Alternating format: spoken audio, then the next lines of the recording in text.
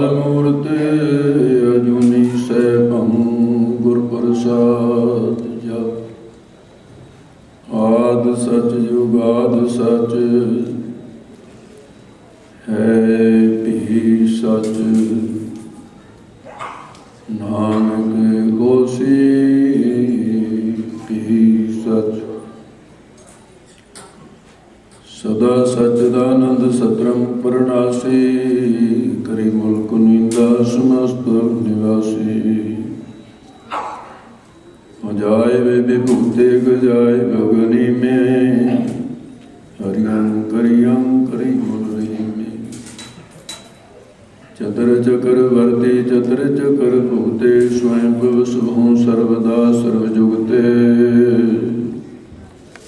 दुःखालं परनासी दयालं सर्वे, सदायं संगे अभंगं विभूते। एक अद्विती गुरु नानक देवा,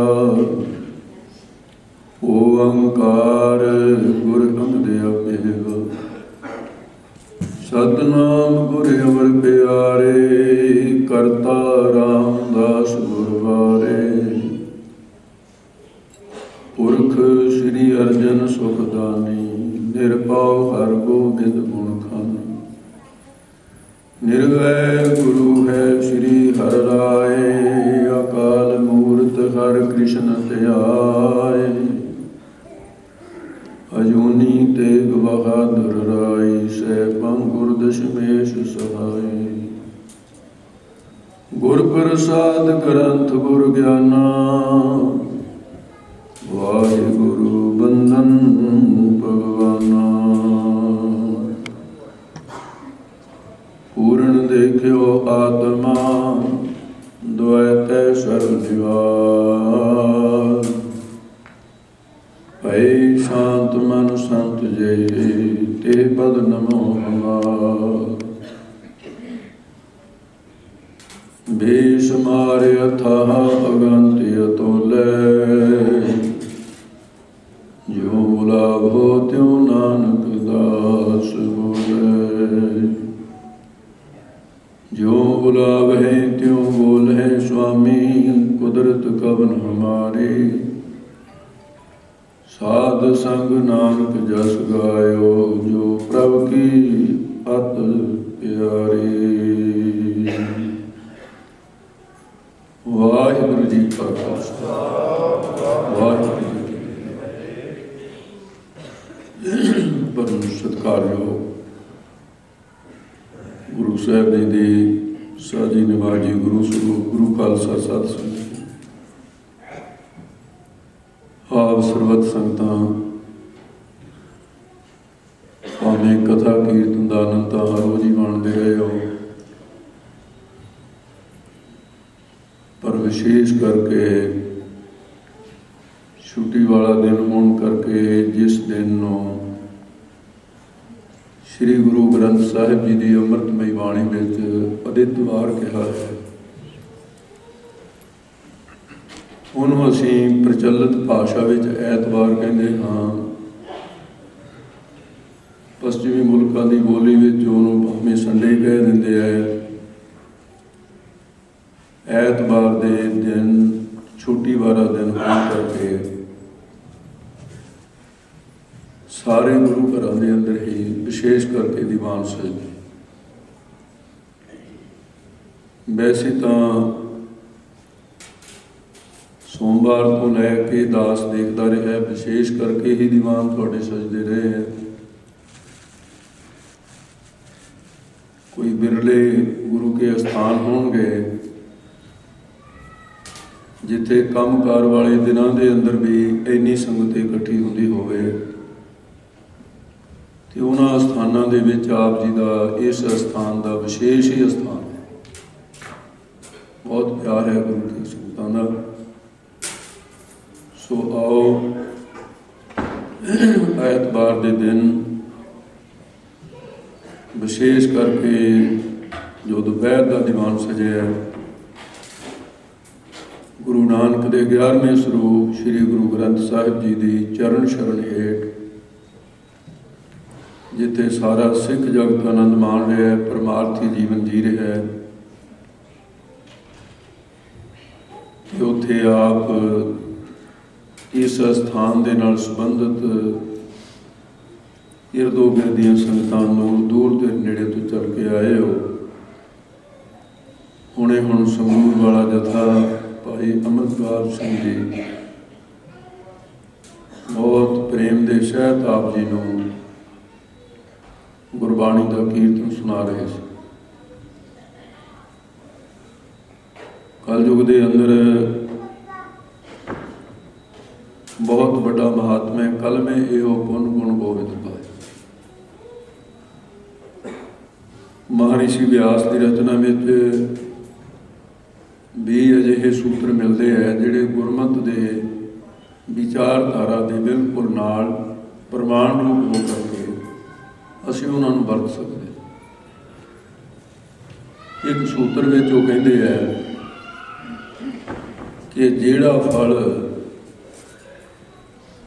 धूणियां तपन तो प्राप्त नहीं हो सकता, जल धारे करन तो प्राप्त नहीं हो सकता,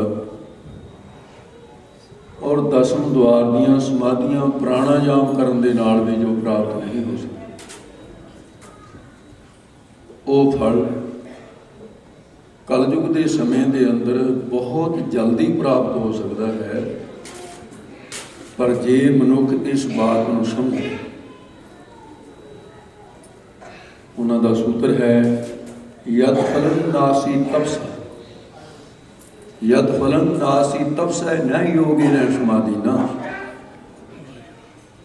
जेड़ा फल तपस्या तो नहीं मिलता, योग धारण करन तो प्राप्त नहीं हो सकता।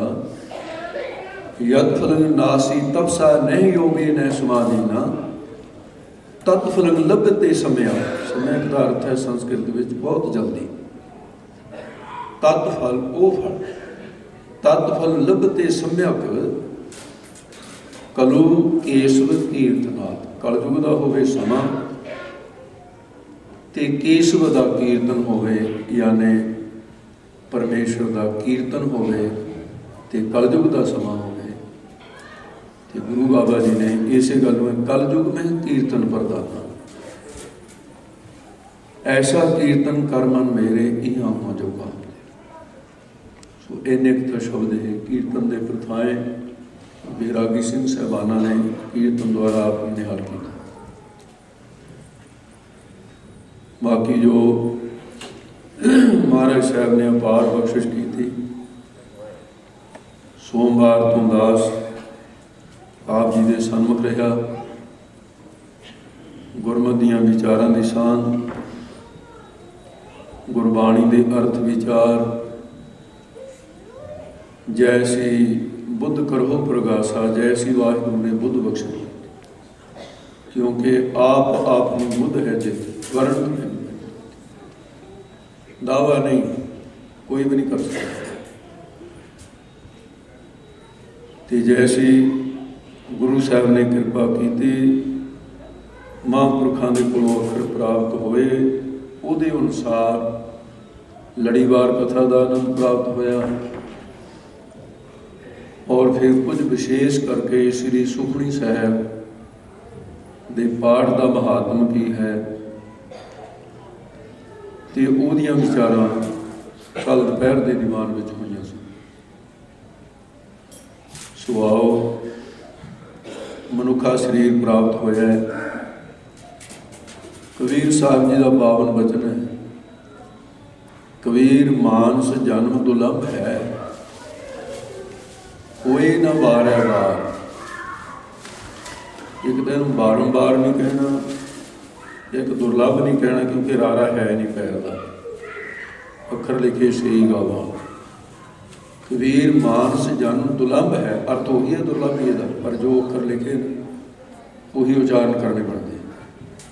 कोई ना बारह बार, ज्यों ये हुण दृष्टांत है, ज्यों वन फल पाके भोए गिरा, बाहर ना लगे।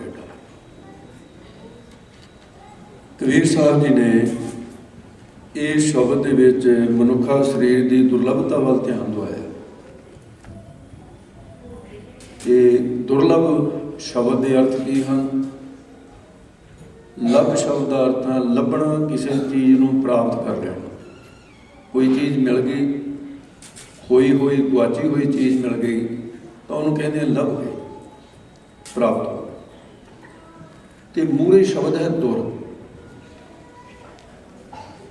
तो दुर का अर्थ है कठिन,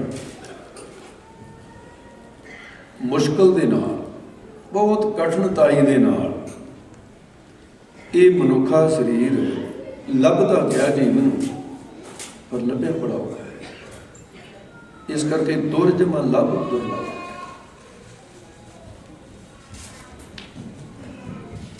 इसनूं लभदियां लभदियां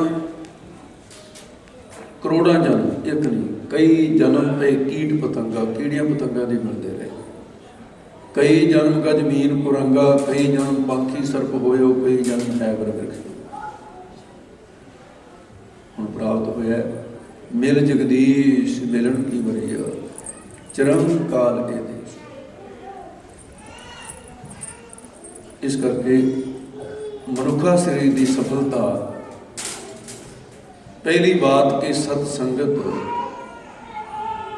हर मनुख शरीर के अंदर ਉਹਦਾ कोई भी धर्म होवे, लेकिन सतसंग तो शरीर मनुखा शरीर बांझा नहीं चाहिए। क्योंकि सतसंगत परमेश्वर का अपना स्थान है। साध संगत अस्थान जगमग नूर है, लख लख ससियर भान किरण ठरूर है। भाई साहब कहते हैं साध संगत का जिहड़ा स्थान है, इस स्थान से वो परमेश्वर वाहिगुरू जिहड़ा अंतरजामी है, उहदा नूर कहिए प्रकाश जगमगा रहा है। भगते की रसना ते उहदा प्रकाश हो रहा है, स्रोते की कन्ना विच वो जगमगा रहा है प्रकाश, शब्द प्रकाश। कथा के अर्थ और की है? कक्का ते थत्था दो ही अखर ने। इन्हां अखरां दे विचों अर्थ स्पष्ट होंदे हैं। पंजाबी वर्णमाला का 6वां अखर है जिन्हों कक्का कहते हैं। पंजाबी वर्णमाला का 22वां अखर है थत्था। दीर्घ मात्रा ला के कथा शब्द बने। कथा की परिभाषा और की है? का का अर्थ है प्रकाश, का का दूसरा अर्थ है धुन, शब्द की धुन। किहड़े शब्द की धुन?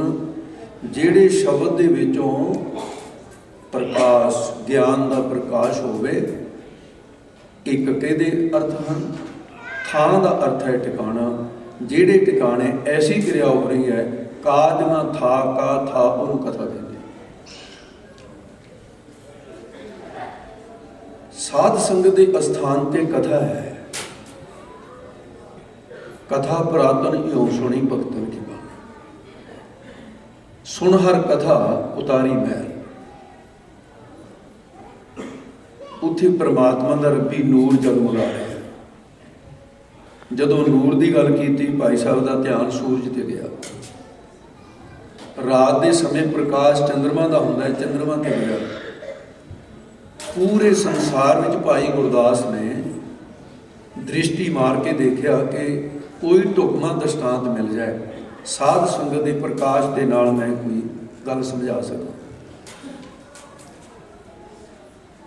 अधूरे सी सारे दृष्टांत। सूरज ते चंद्रमा का भी अधूरा सी, पर भाई साहब कहते इतों वध प्रकाश किसी होर चीज़ का है नहीं प्रकृति में। साध संगत अस्थान जगमग नूर है, लख लख ससियर भान किरण ठाकुर। लखां सूरज दियां किरणा, लखां चंद्रमा दियां किरणा जिहड़ियां शांत करन वालियां ने। इस चंद्रमा ते सूरज मिल के भी लखां चंद्रमा जो ठंड नहीं दे सकते, साध संगत दे विच ओह ठंड प्राप्त होंदी है। ਲੱਖਾਂ ਸੂਰਜ ਜੋ ਚਾਨਣਾ ਨਹੀਂ ਦੇ ਸਕਦੇ, ਉਹ ਗਿਆਨ ਦਾ ਚਾਨਣਾ ਸੰਗਤ ਵਿੱਚ ਪ੍ਰਾਪਤ ਹੁੰਦਾ ਹੈ। ਇਸ ਕਰਕੇ ਸਾਧ ਸੰਗਤ ਦੇ ਨੂਰ ਨੇ ਲੱਖ ਲੱਖ ਸਹਿਸੀ ਅਰਭਾਨ ਕਿਰਨ ਠਾਰੂਰ ਹੈ, ਉਹਨੀਆਂ ਕਿਰਨਾਂ ਨੂੰ ਠਾਰੂਰ ਕਹੀਏ ਮਾਤ ਪਾ ਦਿੱਤਾ ਹੈ। ਵਿੱਚ ਸੰਗਤ ਹਰ ਪ੍ਰਭ ਵਰਤਦਾ, ਬੂਝੋ ਕਰ ਵਿੱਚ ਸੰਗਤ ਦੇ ਵਿੱਚ ਵਾਹਿਗੁਰੂ ਵਸਦਾ ਹੈ। ਕਿਰਤ ਸੰਜੋਗੀ ਭਇਆ ਭਾਰ, ਸਾਧ ਸੰਗਤ में बसे उपार। ਨਾਰਦ ਮੁਨੀ ਨੇ ਭਗਵਾਨ ਜੀ ਨੂੰ ਪੁੱਛਿਆ ਸੀ, ਭਗਵਾਨ ਜੀ ਕਈ ਵਾਰ ਤੁਸੀਂ ਵੈਕੁੰਠ ਵਿੱਚ ਨਹੀਂ ਹੁੰਦੇ, ਕੋਈ ਇਸ ਤੋਂ ਬਿਨਾਂ ਹੋਰ ਟਿਕਾਣਾ ਨਹੀਂ ਹੈ ਤੁਹਾਡਾ? ਜਿੱਥੇ ਕਿਤੇ ਬਹੁਤ ਜਲਦੀ ਜਾਣਾ ਹੋਵੇ ਤੇ ਤੁਸੀਂ ਮਿਲ ਜਾਓ। ਕਹਿਣ ਲੱਗੇ ਹਾਂ, ਇੱਕ ਪੱਕਾ ਟਿਕਾਣਾ ਮੇਰਾ ਜਿੱਥੇ ਮੈਂ ਹਮੇਸ਼ਾ ਰਹਿਣਾ, ਉਹ ਕਿਹੜਾ ਹੈ? ਇਹ ਗੱਲ ਪੁਰਾਣਕ ਕਥਾ ਦੇ ਵਿੱਚੋਂ ਭਾਈ ਗੁਰਦਾਸ ਨੇ ਪ੍ਰਮਾਣ ਦਿੱਤਾ ਹੈ। ਭਾਈ ਗੁਰਦਾਸ ਕਹਿੰਦੇ ਨੇ ਕਿ ਭਗਵਾਨ ਜੀ ਨੇ ਨਾਰਦ ਨੂੰ ਕਿਹਾ, ਸਾਧ ਸੰਗਤ ਮੇਰੋ ਨਿਜ ਰੂਪ ਹੈ ਨਾਰਦ ਮੁਨ। ਭਾਈ ਗੁਰਦਾਸ, ਸਾਧ ਸੰਗਤ ਮੇਰੋ ਨਿਜ ਰੂਪ ਹੈ ਨਾਰਦ ਮੁਨ, ਦਰਸ਼ਨ ਸਾਧ ਸੰਗ ਨਿਜ ਕਰ ਮੇਰੋ ਸਾਧ ਸੰਗਤ ਨਾਰਦ ਮੁਨ। ਥੋੜਾ ਜਿਹਾ ਕਹਿਣ ਚੁਕਾਈ ਸੀ ਕਿ ਮੇਰਾ ਆਪਣਾ ਘਰ ਹੈ ਸਾਧ ਸੰਗਤ, ਇਹ ਮੇਰਾ ਪੱਕਾ ਟਿਕਾਣਾ ਹੈ, ਮੈਂ ਸੰਗਤ ਚ ਰਹਿੰਦਾ।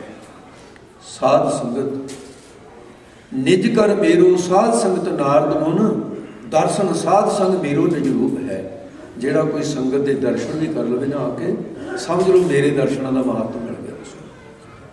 ਸੰਗਤ ਦੇ ਵਿੱਚ ਤਾਂ ਵੈਸੇ ਆ ਕੇ ਨਾ ਇੱਕ ਵਾਰੀ ਐ ਪੂਰੀ ਦ੍ਰਿਸ਼ਟੀ ਦੇ ਨਾਲ ਦੇਖ ਲਈ, ਇਹ ਨਹੀਂ ਦੇਖਣਾ ਵੀ ਔਰਤਾਂ ਬੈਠੀ ਨੇ ਮਰਦ ਬੈਠੇ, ਨਹੀਂ, ਇਤੇ ਔਰਤ ਮਰਦਾਂ ਸਾਜੇ ਇਹ ਸਭ ਰੂਪ ਤੁਮਾਰੇ, ਪਰਮਾਤਮਾ ਤੂੰ ਹੈ।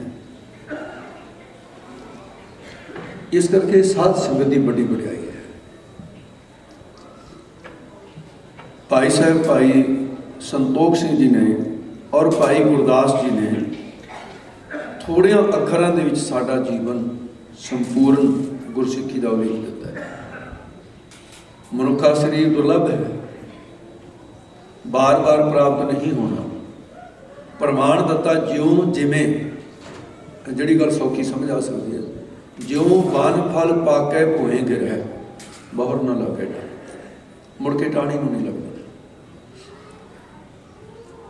ਜਦੋਂ ਵੀ ਮੈਂ ਇਸ ਤੁਕ ਦੇ ਅਰਥਾਂ ਵੱਲ ਧਿਆਨ ਕਰਦਾ, ਮੇਰੇ ਵਿਦਿਆਲੇ ਦਾ ਇੱਕ ਵਿਦਿਆਰਥੀ ਉਦੋਂ ਹੀ ਮੇਰੇ ਧਿਆਨ ਦੇ ਸਾਹਮਣੇ ਆ ਜਾਂਦਾ।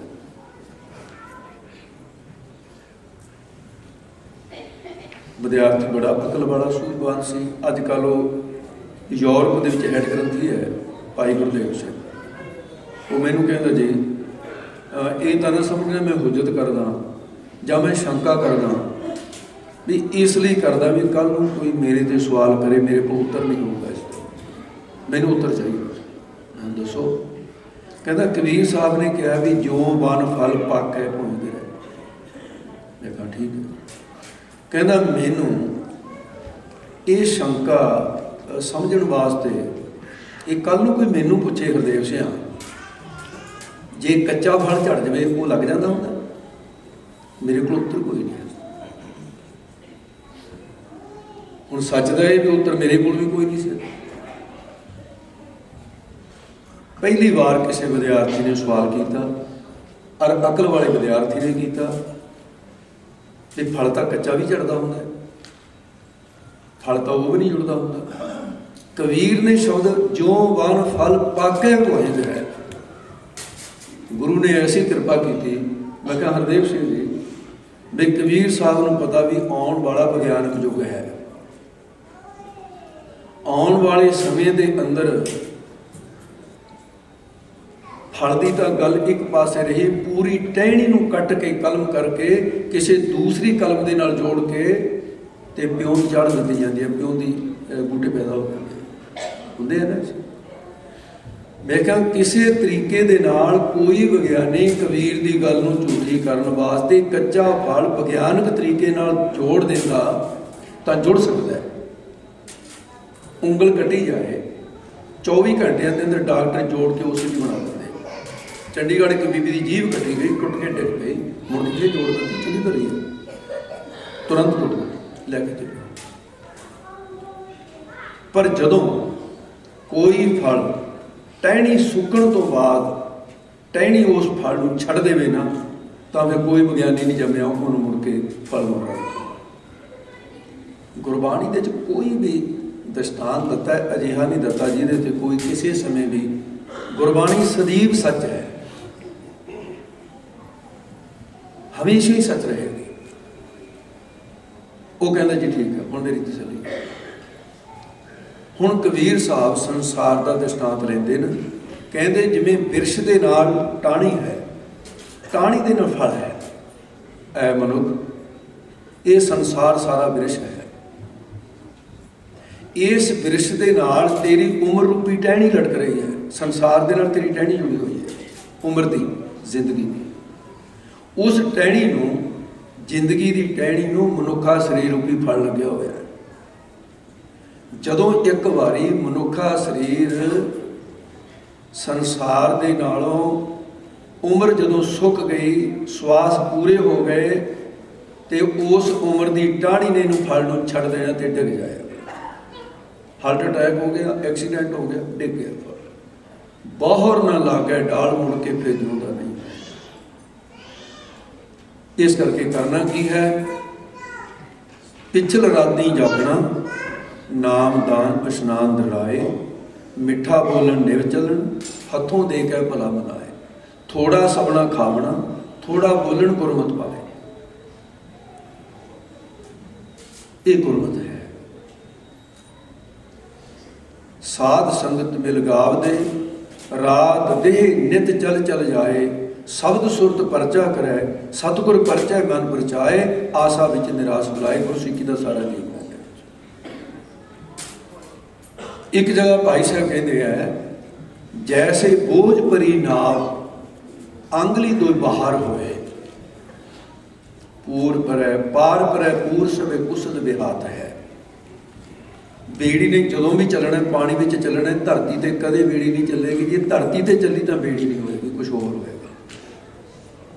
उन्हें चलने लई पानी चाहिए। साडे जीवन नूं चलण दे लई पदार्थ का पानी चाहिए, ये भी बेड़ी है। बेड़ी दे सज्जे खब्बे सारी जगह पानी है,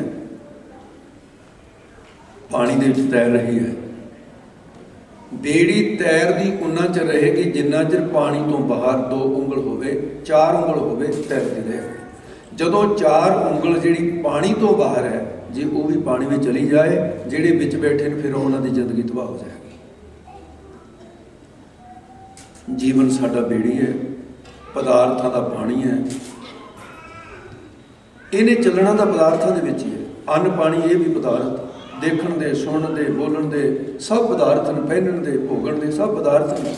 पर जे किते साडे जीवन की बेड़ी 4 घड़ियां सतसंगत वास्ते, रब का नाम लैण वास्ते, ये पदार्थों के पानी तो बाहर ना निकली, फिर बेड़ी डुब जाएगी।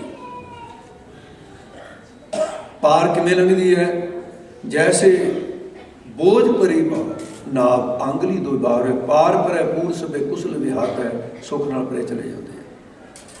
जैसे एकाहारी एक घरी पाक साल बैठ, भोजन के व्यंजना स्वाद के अगाध है। एक घड़ी भोजन छकिया, रसोई च बह गया, 24 घंटे के लिए उन्होंने एनर्जी मिल गई। पुराने समय मनुख एक टाइम भोजन खाता सी, फिर गृहस्थियों के वास्ते विधान होया भी 2 वेले खाण, ते जिहड़े ऋषि मुनि ने, संत जन एक टाइम खाण, ते गृहस्थी 2 टाइम। जिहड़ा हर वेले पशुओं की तरह खाना, वो विवर्जित है, सेहत ठीक नहीं रह सकती। जैसे एकाहारी एक करी पाक साल बैठ, भोजन के व्यंजना स्वाद के अगाध है।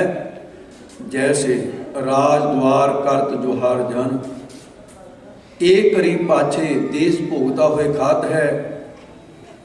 तो हुण भाई साहब की कहते हैं, 8 ही पहर, 8 पैर, 8 ही पहर 60 घरी में जो एक करी, साध समागम करे निज कर जाता है।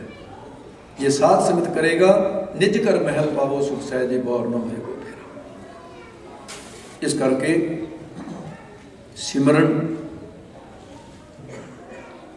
2.5 घंटे घट्टो घट जी इतों घट हो नहीं सकता। जे कोई इतों घट करता है तो यह ना दावा करे मैं सिमरन करदा, मैं भजन करदा, ये कुछ नहीं कर रहा। 8-8 घंटे फैक्ट्री दे विच जाके मड़ पटा सकता है। फिर 2 वेले 1.25 घंटा सवेरे 1.25 शाम, जे इको बार 2.5 घंटे नहीं बैठ होंदा कोई बात नहीं, 2 वेले से 2.5 घंटे का सिमरन वाहिगुरू का ध्यान जिस मनुख के कोल है ਉਹਦੇ अपने आप परिवर्तन आता जाएगा। कुछ कहने की लोड़ नहीं, उन्होंने कोई बड़ी सिक्ख्या देने की लोड़ नहीं, बस बड़ी सिक्ख्या उन्हें ग्रहण कर ली, ਉਹਦੇ अंदर अवस्था बनती जाएगी।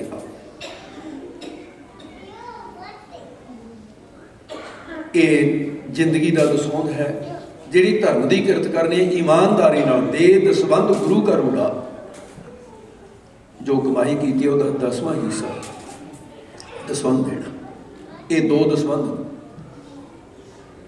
एक उम्र का दसवंध 24 घंटिया 2.5 घंटे,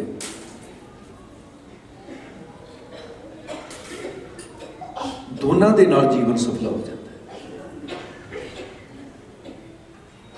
सतगुरु महाराज साहब ने गुरबाणी दे विच सानू जे सिमरन की प्रेरणा दी है। चलो 4 चीज़ां ने, एक जपना हुंदा है, जाप जिन्हों कहते, जाप हुंदा है बुल्लां दे नाल, जीभ दे नाल, वो जाप है। जिहदे च बुल हिटण वो जाप है, वो सिमरन नहीं होता।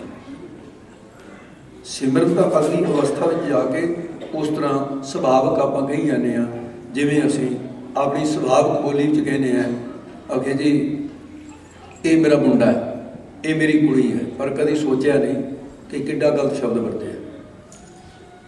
कुड़ी तो कह दिता कोई बात नहीं, लेकिन मुंडा कहने के नाल तो बहुत बड़ा अपराध कर लिया। मेरी याद है कि DSP मेरे मिलने वाला सी, वो रिटायर होने तो बाद एक साधा वर्गी जिंदगी बतीत की। बहुत बार कहा जी मेरे घर आ, मैं एक दिन सोचा भी कई बड़े हो गए कहने। उस दिन वक्त ही मैं गया, वह नौजवान बच्चा मिलया, मैं अंदर तो नहीं पढ़िया, मैं कहा तेरे पिता जी कहते जी गुरुद्वारे, मैं 22 गुरुद्वारे चले गया चंडीगढ़। वो मिले, मैं कहा जी मैं वचन पूरा कराया कि थोड़े घर जाया। मैं कहा मैनू ये दसो भी तुहाडे मुंडे कैन ते तुहाडे पुत्र कैन। पढ़िया लिखिया सी अफसर कहता है की कहा है, मैं कहा दोबारे कह देना, तुहाडे मुंडे कैन ते पुत्र कैन। कहता जी ये अलग अलग होंगे। हाँ, मैं तेरे घर गया सी सरदारा, तेरा मुंडा देखिया, क्या पुत्र भी है कोई? उसके बाद फिर मैंने समझ आई। मैं कहा गुरमत विधान विच लिखिया होया है, गुरबाणी दे विच लिखिया होया है कि जिहदा सिर मुनाया होवे, जिहदी दाढ़ी बनाई होवे, उहदी उम्र कोई भी होवे, नूं मुंडा कह दिओ कोई पाप नहीं, क्योंकि मुंडन कीता होया। मुंडन जिसका कीता वो मुंडा है। मुंडा तो 70 वरियां का भी हो सकता है, पर पुत्र नहीं 70 वरियां का हो सकता। पुत्र वो जिसदे केस 5 वरियां का बच्चा होवे, जिहदे सिर ते जूड़ा कीता है, जिहदे केस कीते न, उन्होंने कभी भी असीं भुल के मुंडा कहांगे तो गुरमत लाभ च लिखा कि तुसीं बहुत बड़ा पाप किया है कि एक केसाधारी नूं मुंडन करने वाला कह दिता। ज्यों मुंडे कहन लग्या, मुंडे मुंडे कह के मुंडे ही मुंडे बना दिता। एक तो यह बोली सुधारनी है, कदे केसाधारी नूं मुंडा नहीं कहना, उन्होंने पुत्र कहो, उन्होंने बेटा कहो, उन्होंने भचंगी कहो, जो कहना कहो, लेकिन मुंडा ना कहो। ये अपराध है। कबीर माए मुंडो तह गुरु की, इसका अर्थ की हो मुंडन कीता होया। ये मुंडन तो मुंडा शब्द बनिया तो वो हैरान हो गया, कहना जी मैं तो पहले दिन सुनिया है। मैं कहा ये बात लिखत रूप दे विच है, कोई कल्पना नहीं। गुरु कृपा करे। सतगुरु महाराज साहब जी ने सानू एक गल समझाई है कि कपड़े की दुकान में निरा कपड़ा ही होंदा है, भांडियां की दुकान से भांडे होंदे ने पर वक्रे वक्रे किस्म के होणगे। जिथे जो वस्तु है, सुनियारे के घर में सोना है, जौहरी के घर में हीरे लाल ने, पर गुरु नानक के घर में की है?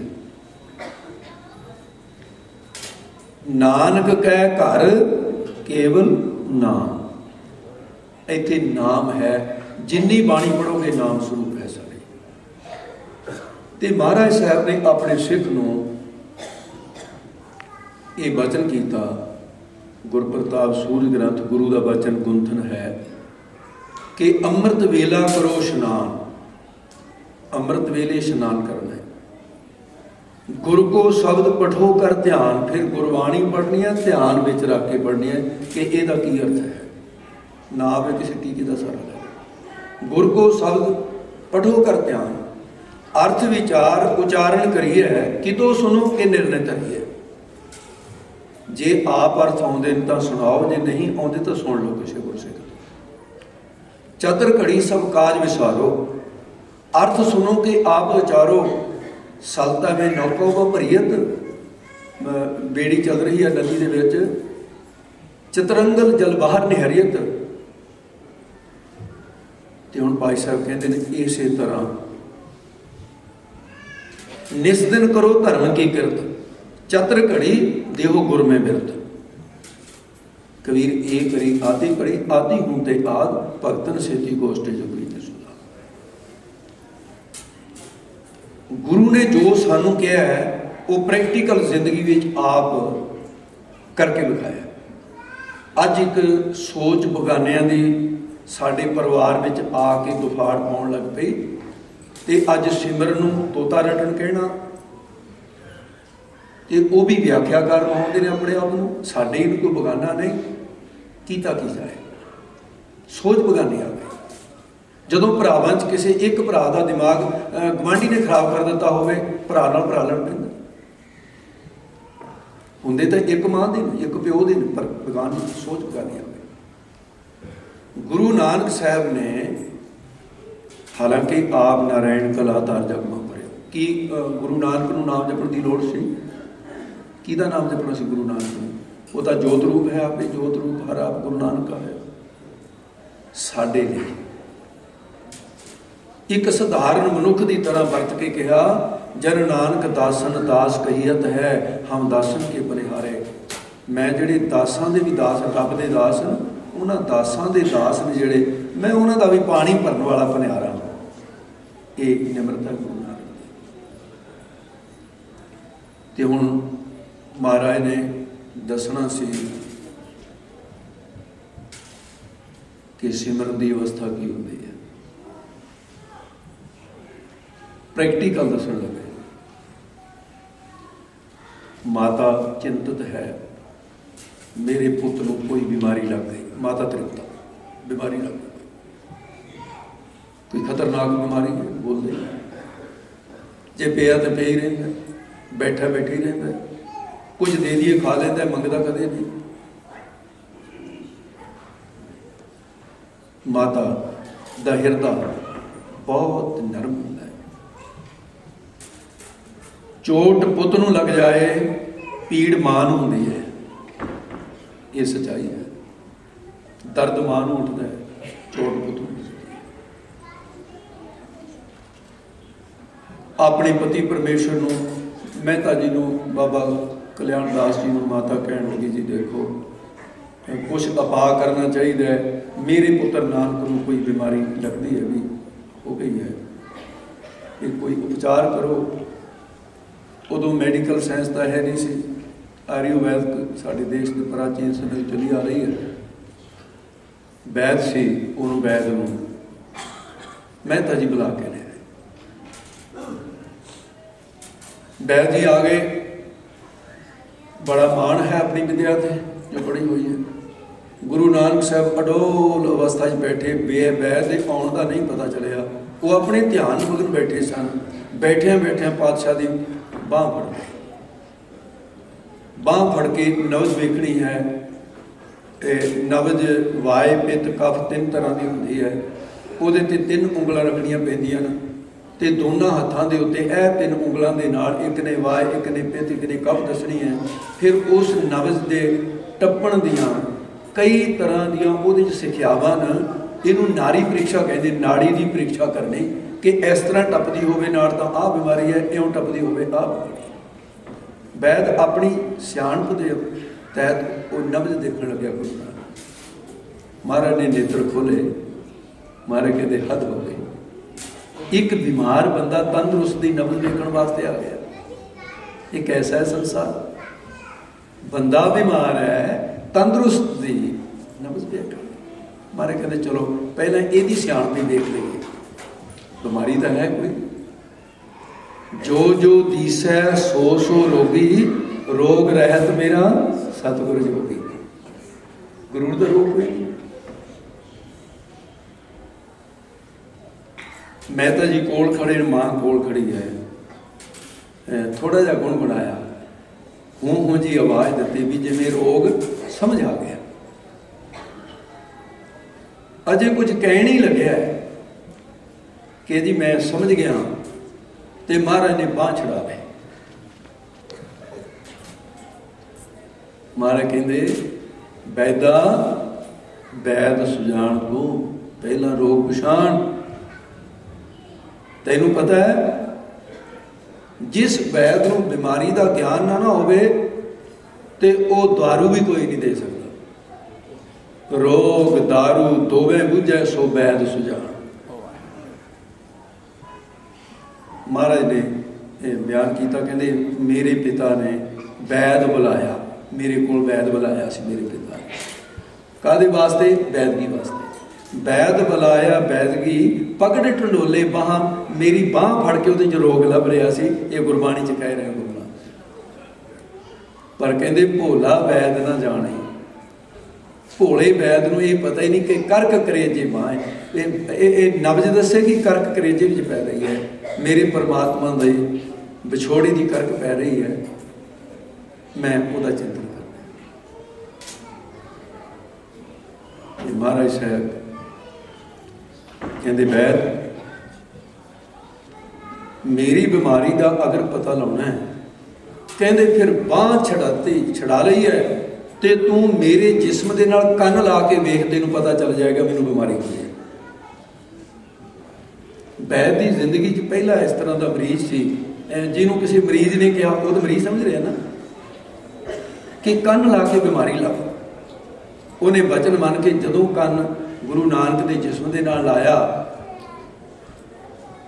ਤਾਂ ਗੁਰੂ ਨਾਨਕ ਦੇ ਰੋਮ ਰੋਮ ਦੇ ਵਿੱਚੋਂ ਇੱਕੋ ਹੀ ਆਵਾਜ਼ ਆ ਰਹੀ ਹੈ, ਮਿੱਠੀ ਧੁਨ ਵਾਹਿਗੁਰੂ ਵਾਹਿਗੁਰੂ ਵਾਹਿਗੁਰੂ ਦੀ ਧੁਨ ਆ ਰਹੀ ਹੈ।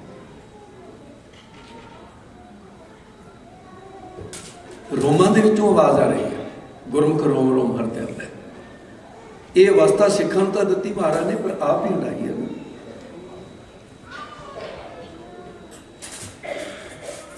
ਤੇ ਉਸ ਵੇਲੇ ਵੈਦ ਕੀ ਬੋਲਿਆ? ਬੀਬੀ ਉਹ ਤੀਸਰੇ ਹਿੱਸੇ 'ਚ ਬੋਲਿਓ, ਮੈਨੂੰ ਕਦੇ ਕਦੇ ਨਾ ਉਹ ਪੁਰਾਣੀ ਬਿਮਾਰੀ ਆ ਗਈ ਹੁੰਦੀ ਹੈ ਜਿਹੜੀ ਉੱਥੇ ਲੱਗੀ ਹੋਈ ਹੈ ਨਾ ਪੰਜਾਬ ਦੇ ਵਿੱਚ। ਉੱਥੇ ਕੀਰਤਨ ਕਰਨਾ ਹੁੰਦਾ ਹੈ ਤੇ ਸਾਜ਼ ਤਾਂ ਇੱਥੇ ਹੈ ਨਹੀਂ, ਇੱਥੇ ਫਿਰ ਬਿਨਾਂ ਸਾਜ਼ਾਂ ਤੋਂ ਕਈ ਵਾਰੀ ਚਲਾ ਦੀ ਜਾਓ। ਸਤਿਨਾਮ ਦੀ ਆਵਾਜ਼ ਪਈ ਆਵੇ, ਬਾਬਾ ਤੇਰੇ ਰੋਮ ਰੋਮ ਚੋਂ।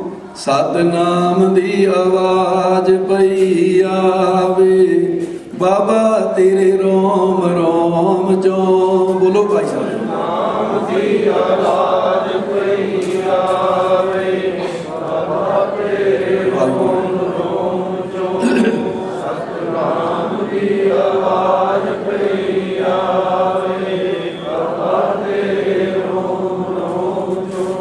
ਸਤਿਨਾਮ ਦੀ ਆਵਾਜ਼ ਪਈ ਆਵੇ, ਬਾਬਾ ਤੇਰੇ ਰੋਮ ਰੋਮ ਚੋਂ। ਸਤਿਨਾਮ ਦੀ ਆਵਾਜ਼ ਪਈ ਆਵੇ, ਬਾਬਾ ਤੇਰੇ ਰੋਮ ਰੋਮ ਚੋਂ। ਸਤਿਨਾਮ ਦੀ ਆਵਾਜ਼ ਪਈ ਆਵੇ, ਬਾਬਾ ਤੇਰੇ ਰੋਮ ਰੋਮ ਚੋਂ। ਸਤਿਨਾਮ ਦੀ ਆਵਾਜ਼ ਪਈ ਆਵੇ,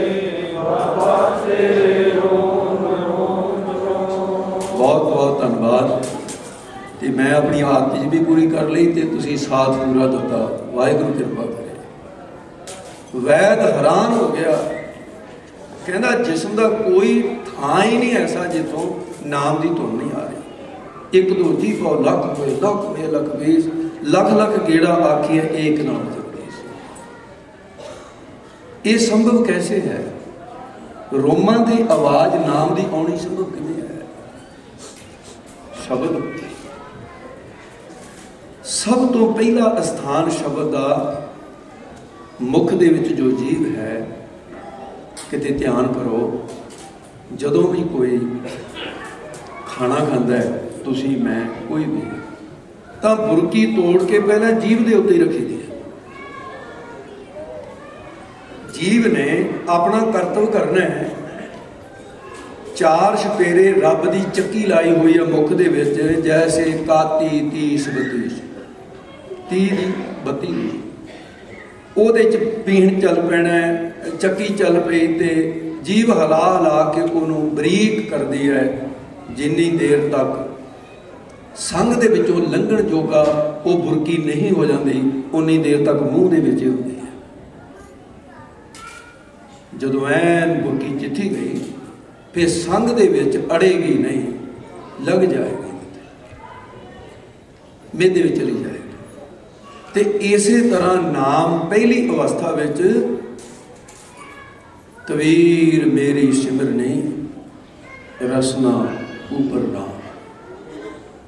पहला रसना के उत्ते ही नाम रहेगा। कबीर सोई मुख धन है जय मुख कही है राम। ये पहली अवस्था है, इनू बैखरी की अवस्था कहते हैं। जाप दियां दो किस्मां मनियां गुरु प्यारेओ, एक है उपांस जाप, एक है मानसिक जाप। उपांस जाप असीं उसनूं कहने आ जिहदे च बुੱਧ हिलणगे। ਇਹਦੀਆਂ भी दो अवस्था ने, एक बुੱਲ भी हिलणगे ते दूसरे ਕੰਨਾਂ ਦੇ ਵਿੱਚ ਜਾ ਕੇ शब्द समझा भी देगा कि ये कह की रहेगा। दूसरी अवस्था ਵਿੱਚ समझ नहीं आएगा लेकिन बुੱਲ हिलणगे। बैखरी दियां भी ये दो स्टेजां आ जांदियां। एक मध्यम, ਉਹਦੇ ਚ ਕੰਠ ਦੀ ਵਾਈਬ੍ਰੇਸ਼ਨ ਹੋਏਗੀ, ਸ਼ਬਦ ਕੰਠ ਥੋੜਾ ਜਿਹਾ ਹਿਲੇਗਾ ਅੰਦਰ ਤੋਂ, ਦੂਸਰੇ ਨੂੰ ਬਹੁਤਾ ਪ੍ਰਤੀਤ ਨਹੀਂ ਹੋਵੇਗਾ। ਜਦੋਂ ਜਾਪ ਬੈਕਰੀ ਵਿੱਚ ਹੈ, ਮਧਮ ਵਿੱਚ ਜਾਏਗਾ, ਕੰਠੇ ਰਹਿ ਗਿਓ ਰਾਮ। ਕੰਠ ਦੇ ਵਿੱਚ ਉਹੀ ਸ਼ਬਦ ਇੱਥੇ ਚਲਿਆ ਗਿਆ। ਕਈ ਵਾਰ ਕਿਸੇ ਚੀਜ਼ ਤੋਂ ਜਿਵੇਂ ਅਲਰਜੀ ਹੁੰਦੀ ਹੈ ਜਾਂ ਕਿਤੇ ਰੇਸ਼ਾ ਹੋ ਜਾਏ, ਉਸ ਵੇਲੇ ਕੰਠ ਦੇ ਵਿੱਚ ਥੋੜੀ ਜਿਹੀ ਕੁਰਕਰੀ ਜਿਹੀ ਹੁੰਦੀ ਹੈ, ਇਸ ਤਰ੍ਹਾਂ ਵਾਈਬ੍ਰੇਸ਼ਨ ਹੁੰਦੀ ਹੈ। ਪਤਾ ਚੱਲਦਾ ਵੀ ਮੇਰੇ ਜੀ ਕਿਤੇ ਬੰਦਾ ਕਈ ਕੁਛ ਕਰਦਾ ਹੈ। ਸ਼ਬਦ ਦੀ ਇਸ ਤਰ੍ਹਾਂ ਵਾਈਬ੍ਰੇਸ਼ਨ ਹੋਏਗੀ ਕੰਠ ਦੇ ਵਿੱਚ ਪੂਰੀ ਬਣਤਰ।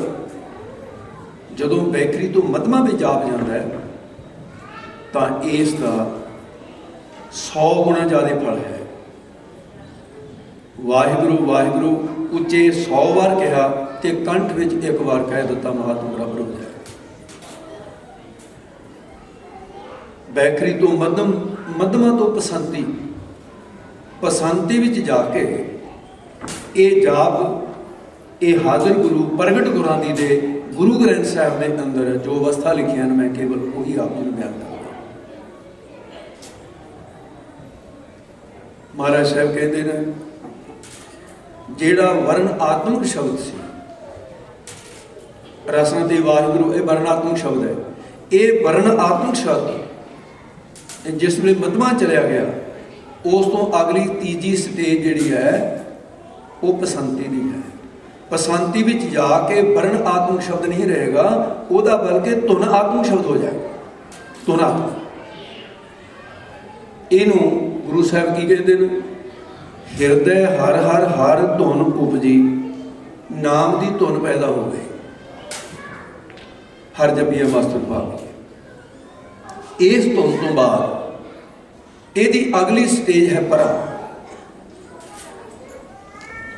उसनूं कहते हैं परा बाणी का जिहड़ा जाप है, वो जिवें उपांस जाप के दो हिस्से ने, पसंती और परा, ये एक दे दो हिस्से होए। ਜਿਹੜੀ ਧੁਨ ਨੇ ਅਸਥੂਲ ਜਨਮ ਲਿਆ ਸੀ, ਉਸੇ ਧੁਨ ਨੇ ਸੂਖਮ ਹੋ ਕਰਕੇ ਨਾਭੀ ਦੇ ਵਿੱਚ ਅਸਥਾਨ ਤੇ ਆਪਣਾ ਥਾਂ ਕਾਇਮ ਕਰ ਲੈਣਾ। ਇਹਨੂੰ ਗੁਰੂ ਨਾਨਕ ਸਾਹਿਬ ਰਾਮਕਲੀ ਰਾਗ ਵਿੱਚ ਕਹਿੰਦੇ ਹੈ ਕਿ ਨਾਭ ਪਵਨ ਕਰ ਆਸਣ ਵੈਸੈ ਗੁਰਮੁਖ ਖੋਜਤ ਤਤ ਲੈ। ਨਾਭੀ ਦੇ ਵਿੱਚ ਜਾਪ ਜਦੋਂ ਚਲਾ ਗਿਆ ਤਾਂ ਇਹਨੂੰ ਕਹਿੰਦੇ ਹਿਰਦੇ, ਜਿਵੇਂ ਹਿਰਦੇ ਦੀ ਧੁਨ ਸੀ, ਧੁਨ ਮਹਿ ਧਿਆਨ, ਧਿਆਨ ਮਹਿ ਜਾਣਿਆ ਗੁਰਮੁਖ ਅਕਥ ਕਹਾਣੀ।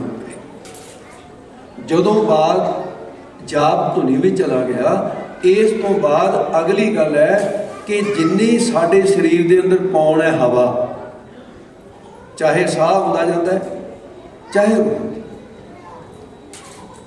ਤੇ ਉਹ ਫਿਰ ਸਾਸ ਗਰਾਸ ਦੀ ਅਵਸਥਾ ਬਣ ਜਾਏਗੀ। ਜਿਨ੍ਹਾਂ ਸਾਸ ਗਰਾਸ ਨਾ ਵਿਸਰੈ ਹਰ ਨਾਮਾ ਮਨਮੰਦ, ਧਨ ਸੇ ਸਹੀ ਨਾਨਕਾ ਪੂਰਨ ਸੋਈ ਸੰਤ। ਇਸ ਤੋਂ ਅੱਗੇ ਅਵਸਥਾ ਆਏਗੀ ਰੋਮਾਂ ਦੀ। ਗੁਰਮੁਖ ਰੋਮ ਰੋਮ ਹਰ ਧਿਆਵੈ। ਅਵਸਥਾ ਇਹ ਤੋਂ ਬਾਅਦ ਹੋਰ ਵੀ, ਕਿਉਂਕਿ ਸਾਰੀਆਂ 10 ਅਵਸਥਾ ਨੇ, ਮੈਂ ਅਵਸਥਾ ਦੀ ਕਥਾ ਨਹੀਂ ਆਪ ਜੀ ਨੂੰ ਸੁਣਾ ਰਿਹਾ। ਕੇਵਲ ਗੁਰੂ ਨਾਨਕ ਸਾਹਿਬ ਦੇ ਵੈਦ ਨੂੰ ਕਿਹੜੀ ਅਵਸਥਾ ਦੇ ਵਿੱਚ ਯਕੀਨ ਕਰਾਇਆ ਸੀ ਕਿ ਨਾਮ ਜਪਣੀ ਦੀ ਧੁਨ ਹੈ, ਉਹ ਰੋਮ ਰੋਮ ਦੀ ਅਵਸਥਾ ਸੀ ਗੁਰੂ ਨਾਨਕ ਦੀ। ਗੁਰਮੁਖ ਰੋਮ ਰੋਮ ਹਰ ਧਿਆਵੈ ਕਿ ਵੈਦਾ ਨਿਰਾ ਜੀਵ ਨਾਲ ਹੀ ਨਹੀਂ, ਜਿੰਨੇ ਜਿਸਮ ਦੇ 3.5 ਕਰੋੜ ਰੋਮ ਹਨ, ਇਹ ਜੀਵਾ ਬਣ ਜਾਂਦੇ ਹਨ। ਕੀ ਮੁਕਾਬਲਾ ਹੈ ਉਹਨਾਂ ਦਾ। ਅਸੀਂ ਇੱਕ ਵਾਰੀ ਵਾਹਿਗੁਰੂ ਕਿਹਾ, ਉਹਨਾਂ ਨੇ 3.5 ਕਰੋੜ ਵਾਰ ਉਨੇ ਸਮੇਂ 'ਚ ਕਹਿ ਦਿੱਤਾ। 3.5 ਕਰੋੜ ਵਾਰ। ਤੇ ਇੱਕ ਨੂੰ 9-10 ਡਾਲਰ ਮਿਲਦੇ ਆ ਘੰਟਾ ਲਾ ਕੇ, ਤੇ ਇੱਕ ਨੂੰ 100 ਡਾਲਰ ਮਿਲ ਰਿਹਾ। ਫਰਕ ਹੈ ਅੰਤਰੀਕ ਭਾਵ ਦੇ ਵਿੱਚ ਵੀ। ਹੁਣ ਆਪਾਂ ਅੱਗੇ ਚੱਲੀਏ, ਕਿਆ ਇਹ ਅਵਸਥਾ ਕੇਵਲ ਗੁਰੂਆਂ ਦੀ ਹੋਈ ਹੈ ਜਾਂ ਗੁਰਸਿੱਖਾਂ ਦੀ ਵੀ ਹੋ ਸਕਦੀ? ਗੁਰੂ ਸਾਹਿਬ ਨੇ ਇਹ ਅਵਸਥਾ ਆਪਣੇ ਸਿੱਖਾਂ ਨੂੰ ਵੀ ਦਿੱਤੀ ਹੈ। ਇਹ ਅਵਸਥਾ ਭਾਈ ਮਨੀ ਸਿੰਘ ਦੀ ਸੀ। ਬੰਦ ਕੱਟਿਆ ਗਿਆ, ਸਾਰਿਆਂ ਪੋਟਿਆਂ ਦੇ ਵਿੱਚੋਂ ਹੀ ਆਵਾਜ਼ ਆਉਂਦੀ ਰਹੀ। ਇਹ ਅਵਸਥਾ ਭਾਈ ਮਤੀ ਦਾਸ ਦੀ ਵੀ ਸੀ। 2 ਫਾੜੇ ਹੋ ਗਏ, ਦੋਨਾਂ ਫਾੜਿਆਂ ਦੇ ਵਿੱਚੋਂ ਆਵਾਜ਼ ਆਉਂਦੀ ਰਹੀ। ਔਰ ਇਹ ਅਵਸਥਾ ਬਹੁਤ ਸਾਰੇ ਮਹਾਂਪੁਰਸ਼ਾਂ ਦੀ ਸਿੱਖ ਜਗਤ ਦੇ ਵਿੱਚ ਆਦਰਣੀ ਅਨੇਕਾਂ ਮਹਾਂਪੁਰਸ਼ ਹੋ ਚੁੱਕੇ। ਜੈਤੋ ਦਾ ਮੋਰਚਾ ਲੱਗਿਆ। ਜੈਤੋ ਦੇ ਮੋਰਚੇ ਵਿੱਚ ਸੰਤ ਗਿਆਨੀ ਸੁੰਦਰ ਸਿੰਘ ਜੀ ਨੇ ਜੋ ਸੇਵਾ ਨਿਭਾਈ, ਉਹਨੂੰ ਕਦੇ ਪੰਥ ਭੁਲਾ ਨਹੀਂ ਸਕਦਾ। ਅੰਗਰੇਜ਼ ਪੁੱਛਦਾ ਫਿਰਦਾ ਸੀ, ਇਹ ਅਕਾਲੀ ਇੰਨੇ ਪੈਦਾ ਕਿੱਥੋਂ ਹੋਈ ਜਾਂਦੇ ਆ, ਇਹਨਾਂ ਨੂੰ ਫੜ ਕੇ ਜੇਲ੍ਹਾਂ 'ਚ ਦੇਖਦੇ ਦੁੱਗਣੇ ਹੋਰ ਪੈਦਾ ਹੋ ਜਾਂਦੇ। ਬੜੇ ਬੜੇ ਕੜਾਹੇ ਕੱਢੇ ਹੋਏ ਸੀ। ਉਦੋਂ ਪਹਿਲੀ ਵਾਰ ਭਿੰਡਰਾਂ ਵਾਲੀ ਟਕਸਾਲ ਦੇ ਅੰਦਰ ਚਿੱਟੀ ਪੱਗ ਤੋਂ ਬਦਲ ਕੇ ਕਾਲੀ ਜਾਂ ਨੀਲੀ ਦਸਤਾਰ ਆਈ ਸੀ। ਉਸ ਤੋਂ ਪਹਿਲਾਂ ਸਭ ਚਿੱਟੀ ਦਸਤਾਰ ਹੁੰਦੀ ਸੀ। ਤੇ ਮਹਾਂਪੁਰਖਾਂ ਨੂੰ ਪ੍ਰੇਮੀ ਮਿਲਦਾ ਹੈ। ਉਹਨੇ ਕਿਹਾ ਜੀ ਮੈਨੂੰ ਜਲੋਧਰ ਦਾ ਰੋਗ ਹੋ ਗਿਆ, ਭਿਆਨਕ ਬਿਮਾਰੀ ਚਿੰਬੜ ਗਈ, ਮਹਾਂਪੁਰਖੋ ਮੇਰੀ ਸਹਾਇਤਾ ਕਰੋ। ਮਹਾਂਪੁਰਸ਼ ਕਹਿੰਦੇ ਭੋਗੇ ਬਿਨ ਭਾਗੇ ਨਹੀਂ, ਕਰਮ ਗਲੇ ਭੋਗੇ ਬਿਨਾਂ ਦਾ ਰਸਤਾ ਕੋਈ ਨਹੀਂ ਹੋਊਗਾ, ਭੋਗਣਾ ਪਏਗਾ, ਤੇਰਾ ਕਰਮ ਹੈ। ਅਰੇ ਇਸੇ ਗੱਲ ਨੂੰ ਭਗਵਾਨ ਕ੍ਰਿਸ਼ਨ ਗੀਤਾ ਵਿੱਚ ਕਹਿੰਦੇ ਨੇ, ਇਸੇ ਗੱਲ ਨੂੰ ਗੁਰੂ ਗ੍ਰੰਥ ਸਾਹਿਬ ਜੀ ਕਹਿੰਦੇ ਨੇ, ਦਦਾ ਦੋਸ਼ ਨਾ ਦਿਓ ਕਿਸੇ ਦੋਸ਼ ਕਰਮਾ ਆਪਣਿਆ, ਜੋ ਮੈਂ ਕੀਆ ਸੋ ਮੈਂ ਪਾਇਆ, ਦੋਸ਼ ਮੈਂ ਦੀਜਿਆ ਕਰ। ਭਗਵਾਨ ਕ੍ਰਿਸ਼ਨ ਜੀ ਕਹਿੰਦੇ ਨੇ ਇਸ ਗੱਲ ਨੂੰ, ਅਵਸ਼ ਮੇ ਭੁਗਤਿਅੰ ਕੀਰਤਨ ਕਰਮ ਸੁਭਾ ਸੁਭੰ ਅਭੁਗਤੁ ਨ ਕੀਅਤੇ, ਕਿ ਇਹ ਅਰਜਨ ਇਹ ਖੀਨ ਨਹੀਂ ਹੋ ਸਕਦਾ, ਭੋਗਣਾ ਹੀ ਪੈਂਦਾ ਹੈ। ਕਰਮ ਕਰਨ ਵੇਲੇ ਜੀਵ ਨੂੰ ਸੋਚ ਲੈਣਾ ਚਾਹੀਦਾ ਇਹਦਾ ਫਲ ਦੋ। ਅਵਸ਼ ਮੇ ਭੁਗਤਿਅੰ, ਇਹ ਤਾਂ ਜ਼ਰੂਰ ਹੀ ਭੋਗਣਾ ਪਏਗਾ। ਇਸ ਕਰਕੇ ਮਹਾਂਪੁਰਸ਼ ਕਹਿੰਦੇ ਭਾਈ ਭੋਗਣਾ ਪੈ, ਕਹਿੰਦਾ ਜੀ ਭੋਗ ਨਹੀਂ। ਸਾਧੂ ਦਿਆਲੂ ਹੁੰਦਾ ਹੈ, ਕਹਿੰਦੇ ਭੋਗਣਾ ਤਾਂ ਪਏਗਾ, ਜੇ ਤੇਰੇ ਨਹੀਂ ਭੋਗ ਹੁੰਦਾ ਤੇਰਾ ਦੁੱਖ ਮੈਂ ਭੋਗ ਲੈਣਾ, ਭੋਗਣਾ ਤਾਂ ਪਏਗਾ। ਕਹਿੰਦਾ ਮਹਾਰਾਜ ਕਰ ਦੋ। ਗੁਰੂ ਗ੍ਰੰਥ ਸਾਹਿਬ ਦੇ ਚਰਨਾਂ 'ਚ ਸੰਤਾਂ ਨੇ ਬੇਨਤੀ ਕਰ ਦਿੱਤੀ, ਪਾਤਸ਼ਾਹ ਇਹਦਾ ਜਲੋਧਰ ਦਾ ਰੋਗ ਮੈਨੂੰ ਲੱਗ ਜਾਏ, ਇਹਨੂੰ ਤੰਦਰੁਸਤੀ ਦੇ ਦੇ, ਮੇਰੀ ਤੰਦਰੁਸਤੀ ਇਹਨੂੰ ਦੇ। ਸੰਤਾਂ ਨੂੰ ਜਲੋਧਰ ਦਾ ਰੋਗ ਹੋ ਗਿਆ, ਤੂੰ ਤੰਦਰੁਸਤ ਹੋ। ਡਾਕਟਰ ਦੀਵਾਨ ਸਿੰਘ ਸਿਵਲ ਸਰਜਨ ਲੁਧਿਆਣਾ, ਮਹਾਂਪੁਰਖਾਂ ਨੂੰ ਉੱਥੇ ਲੈ ਗਏ, ਇਲਾਜ ਸ਼ੁਰੂ ਹੋ ਗਿਆ। ਡਾਕਟਰ ਦੀਵਾਨ ਸਿੰਘ ਬਹੁਤ ਗੁਰਮੁਖ ਬੰਦਾ ਸੀ।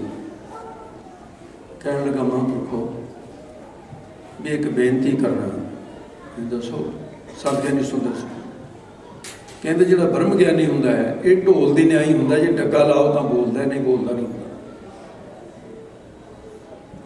मेरे हत्थां विच दो ब्रह्म ज्ञानी महापुरखों के शरीर शांत हो गए। जिहड़ी गलती मैं उदों की मैं अज नहीं करनी चाहता। मेरे हत्थां संत मस्तवाने वाले संत बाबा अतर सिंह जी चढ़ाई कर गए और मैं ही ट्रीटमेंट कर रहा सी ते मैं कुछ भी उन्होंने अवस्था बारे पुछ नहीं सकिया। पछतावा है जिंदगी कि ऐसे जिंदगी के तजर्बे वाले महापुरखों के कोलों मैं कोई लाभ नहीं लिया। दूसरा संत बाबा श्याम सिंह जी हरमंदिर साहब के अंदर 70 साल सरिंदा फड़ के कीर्तन किया। 70 साल में कोई नांगा नहीं तो 70 साल में 1 रुपया तनख्वाह भी नहीं। ये महापुरुषों दी करनियां ना जिहड़े कहते संतां दे नाल जोड़दे आ जी, संतां दी गल्लां करके आ गुरबाणी किहदे नाल जोड़ रही है। गुरबाणी पढ़दे आ एक गल सोझी आउंदी है कि संत कोल जाओ, वो कहंदा रब नाल जुड़, बाणी पढ़, बाणी पढ़दे आ वो कहंदे नहीं पाई, बिन भगता क्यों पाई है, बिन भगता भगवान तैनूं संतां दे कोल जाना पएगा, पखंडियां कोल नहीं, पखंडी दा खंडन है। संत अनंत है अंतर नहीं। कहन लगे जी बाबा श्याम सिंह मेरे हत्थां चढ़ाई कर गए, मैं उन्होंने भी पुछ ना सकिया तो हुण हालात बीमारी दे ये लगते हैं तो तुसीं भी भाना वरता जाना है। इस करके मैं हुण तीसरी बार गलती नहीं करनी चाहता। कृपा करके दसो नाम की अवस्था दसो। महापुरुष बोले जिन हर पाया तिने छिपाया। कहते डॉक्टर साहब तू अपनी अवस्था दस की है। कहता जी मैं जो गड्डी चलाउणा तो उस वेले मेरी कार का जो अंजन है ना स्टार्ट होने वेले तो मैनूं सुनदा, उदों बाद अंजन की आवाज़ बंद हो जाती है। इहो जी आवाज़ धन गुरु नानक की धुन शुरू हो जाती। मैनूं अंजन की आवाज़ नहीं सुनती। गुरु नानक के ध्यान में मैं गड्डी चला के महाराज महापुरुष कहते बहुत भागा वाला है। कहते जी हुण तुसीं दसो। कहते पहला मेरे शरीर का चैकअप कर, बाद च गल करा। कन्ना च टूटियां ला के जो संतां दे पहला हार्ट बीट देखनी है, फिर छाती देखनी होंदी है भी ये बलगम तो नहीं है, पिठ देखनी होंदी है, तो वो जिथे भी टूटी लाउंदा है उत्थे ही मस्ताना हो जाता है डॉक्टर दीवान सिंह। तो गल विच पा के टूटी हाथ बन के खड़ा हो गया। कहते महापुरखो मैनू शंका नहीं सी करनी चाहिए, मैनू पूछना नहीं सी चाहिए। सुखमनी साहब रोज़ पढ़ते हैं पर अज पता चलिया साध की महिमा बेद ना जाने। अज मैं प्रतख देख रहा। वो ਜਿਹੜੇ ਕੋਲ ਖੜੇ ਸੀ छोटे डॉक्टर कहते सर सानू भी दसो कुछ। कहते दसा।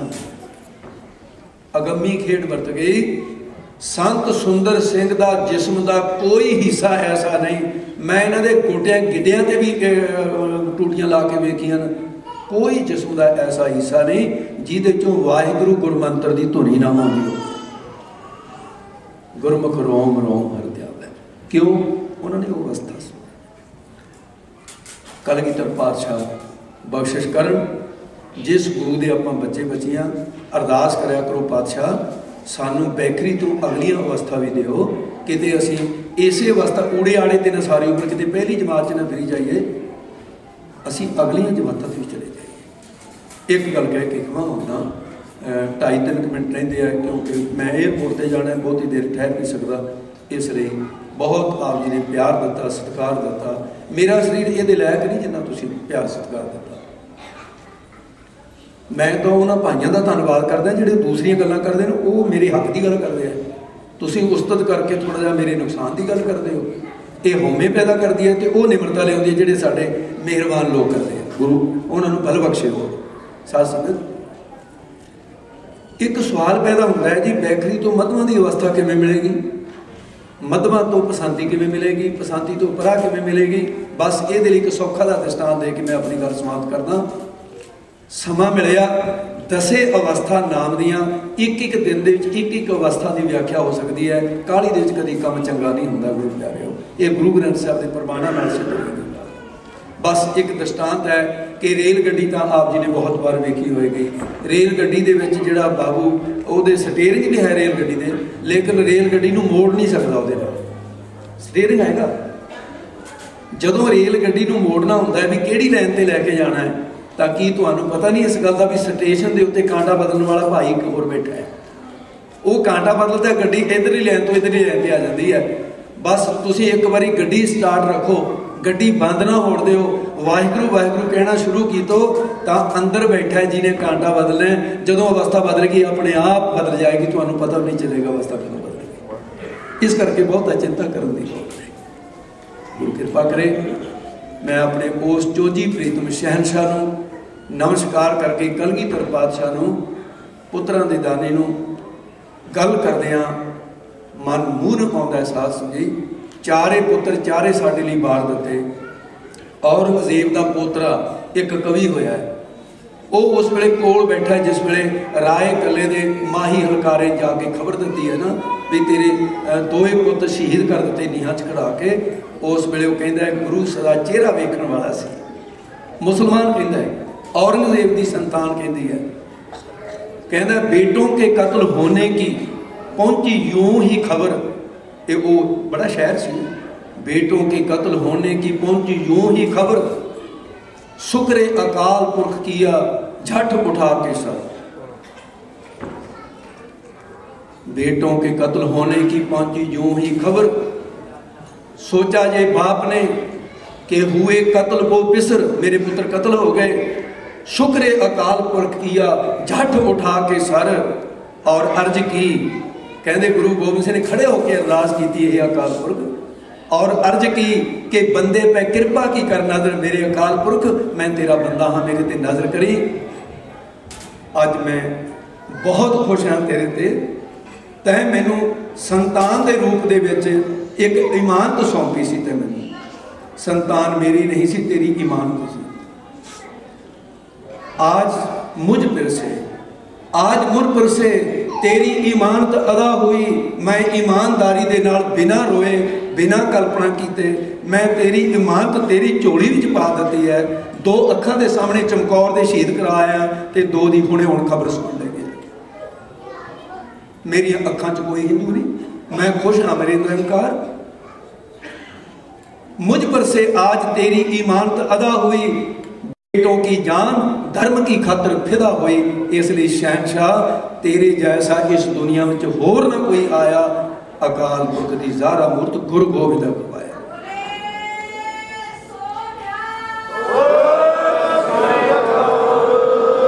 उस कलगीधर पातशाह के बच्चे बच्चियां बनों जिहड़े बने हुए अमृत छक के, धन्नवाद। जिहड़े नहीं बने पाए, चारे पुत्र बार के सानू नलैकन को अपनी गोदी में बिठाया है। तो एक सतगुरु महाराज कृपा करन, भुलां चुकां दी खेमा करनी। भाई बलवीर सिंह जी प्रधान गुरुद्वारा साहब दे, ते भाई बलवीर सिंह जी सैकटरी, ते होर मैंबरां की पहचान नहीं है। सारी गुरुद्वारा प्रबंधक कमेटी धनता के योग हो जिन्होंने एडा योग प्रबंध किया हुआ। और तुसी धनता के योग पहुँचण वाले रागी सिंह साहबान, ढाडी सिंह साहबान, आप सारिया संगतां, मैं कदे मेरे संकल्प के नहीं सी एडमिंटन के भी इन्ना प्यार सत्कार हो सकता है। तो मैं तो टोरंटो तो आता सी मुड़ जाता सी, वैनकूवर आता सी मुड़ जाता सी, पर लगता है भी मेरी गलती सी जिहड़ा मैं तुहाडे दर्शन करन पहला नहीं आया। इन्ना प्यार ते सत्कार मिलिया। और एक गल जांदा जांदा ये कह दियां कि जो भी ये जे पहला कहता इसदा अर्थ होर सी, जो भी कथा का सत्कार तुसीं कीता है, ये माया ना मेरी है ना मेरे परिवार की है।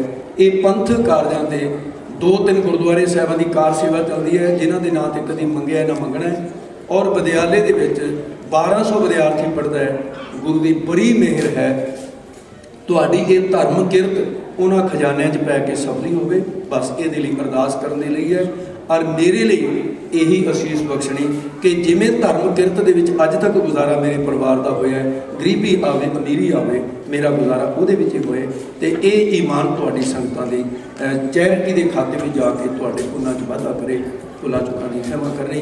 इन्ने दिनां 'च कोई भुल अवग्या शब्दां दा ही जां किसी गुरसिख का अपमान होया होवे, उहदे लई मैं खेमा दा जाचक हां। आग्या बख्शिश के दिओ सज्जन असीसणियां जो होवे सहब सुमेल। वाहिगुरू जी का खालसा, वाहिगुरू जी की फतेह।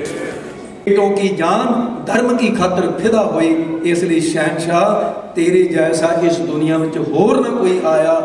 अकाल पुरख दी ज़ारा मूर्त गुरु गोबिंद गवाया।